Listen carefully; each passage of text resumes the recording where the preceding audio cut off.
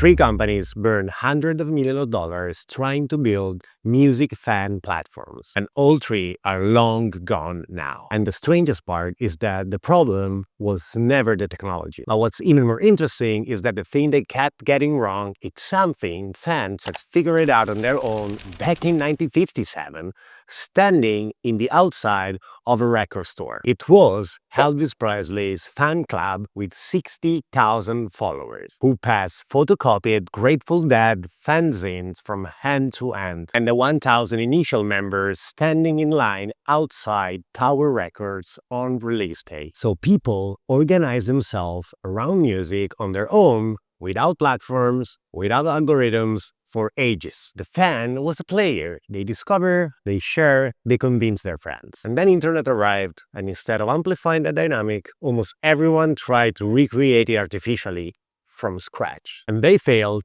every time, all of them. So today, I'm going to tell you three stories, three massive attempts, three different eras. By the end, you will see that the problem was never technology. It was something much simpler and much deeper. The first one, MySpace, 2003, 2008. MySpace launches, and for the first time in history, artists and fans live in the same digital space. An artist could upload songs, customize their page, build a fan base with no label, no manager, basically no one. The Arctic Monkeys distributed their demos on MySpace before they had a label. Lily Allen found their audience there. So by 2008, MySpace Music had 4 million songs and nearly 76 million unique visitors a month. It worked. It really worked. And the new corporate notice embodied in 2005 for $580 million, $500 million.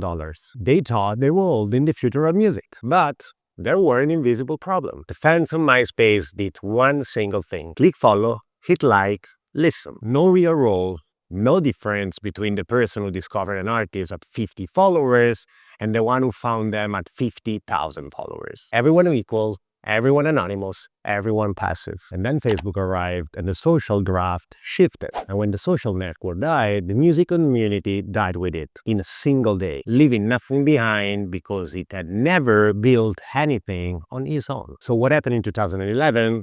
New Corp sold MySpace for $35 million, from 80 millions to 35 million in 6 years. The lesson is brutal. Building on rented infrastructure is like building on sand, and making fans passive means there is no one who will fight to keep you alive. But okay, you learn from mistake, or so you would think. The second one, Apple, Ping and Connect, 2010, 2018. When I started studying these failures, Ping was the first case that stopped me cold, because this was not any attempt. This was Steve Jobs, the man who reinvented music with iTunes. In 2010, he takes the stage and says, "This is the biggest thing we ever done since Apple Store. Facebook meets iTunes." The launch was massive.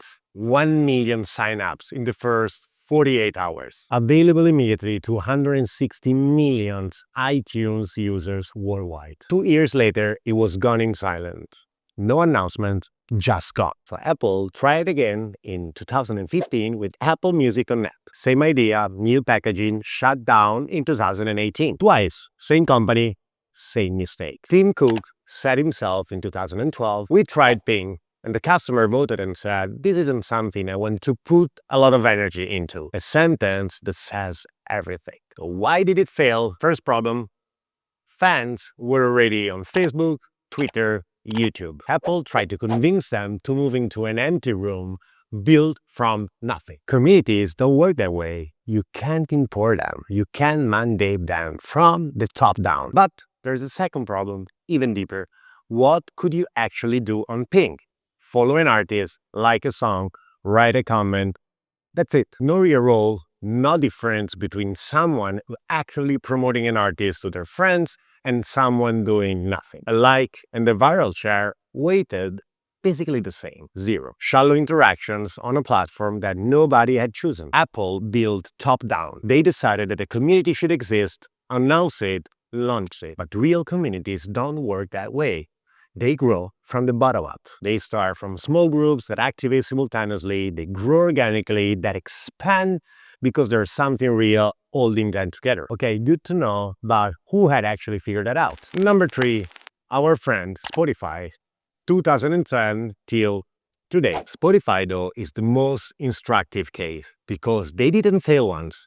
They failed on a loop, or they wanted to fail. 2013, the activity feed. So you could see what your friends were listening to in real time, pulled almost immediately after privacy complaints. 2021, they acquired Locker Room, rebranded in Spotify Green Room. Artists and fans in live studios shut down in 2022. In between, Blend, collaborative playlists, friend activity, all things that still exist and all things almost nobody actually uses. 600 million users, probably nowadays even more than that. The most powerful listening data in the world. And yet, every time they try to build a community, they stopped. And this is the point. Spotify has a structural conflict of interest because if artists and fans connect directly, power shifts. The artist no longer needs the platform as a sole intermediary. And Spotify knows this. And so, communities always stays a feature and never a product. Just an accessory, and nice to have to catch the moment the numbers don't hold up. And then, same problem as everyone else, fans have no roles. They can listen, save, share a playlist, but the person who brings 10 friends to Spotify for an artist and the person who does nothing weight the same. Zero recognition, zero status, zero difference. 3 stories, 3 massive failures with massive resources, same result. So what's the real root cause? There is one thing all these cases have in common. And that's not the technology. In none of these attempts did the fan have a real role. They were always only a passive consumers. And nobody ever stopped to ask, who are these fans actually? And what do they want? Because they are not all the same. Some want to discover an artist before anyone else.